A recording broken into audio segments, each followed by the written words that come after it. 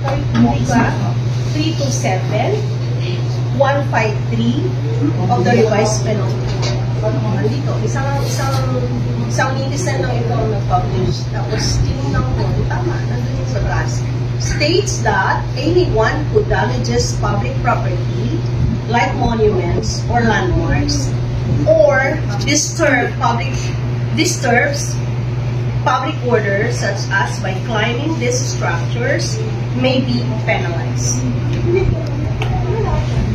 can revisit this law. Para hindi na ito maulit. Oo. Kasi, yung sinasabi mo, nga nung gibutangan mo ng hagdan, kung dili pwede ay sakaon, bakit? Manuglimpyo ka? Ang hagdan, gibutang ng binaga para adunay sakaan ang manuglimpyo doon sa aming city. JPS. General, anong JPS? Hindi mo kilala. General. Ay, si Santos po. Yeah. Yun, dapat. Kilala mo yung ribulto na yun. Okay? Hindi yun siya basta-basta.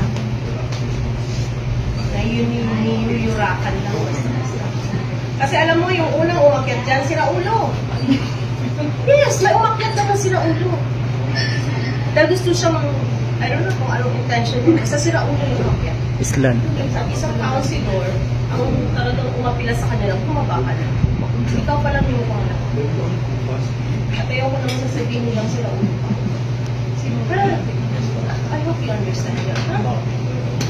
Kaya nakakadinhing, kabalo ko matalibrabo ka, gusto niyo mo nga ma-hit ang 1 million followers. Hindi sa ganun. Kasi nag-stop ako sa account. Almost 1 million followers. May pa nga nagsaot-saot ka. May pa yung ginawa mo, naligo ka dun sa PCC. Hindi mo. Huwag lang mo. May nakaka-insulto sa akin. Kami nga mga taga-Coronel, dami na respeto namin yan. Ikaw doon ka mamani ka. Kahit 1 million pa nilagay mo. Hindi ka tanggap ka na. Hindi ka sa tanggap. Dito ay yung bago. Ini-welcome ka namin sa Coronel. Aral ka ang taga-Coronel City. Pero di yun na ako.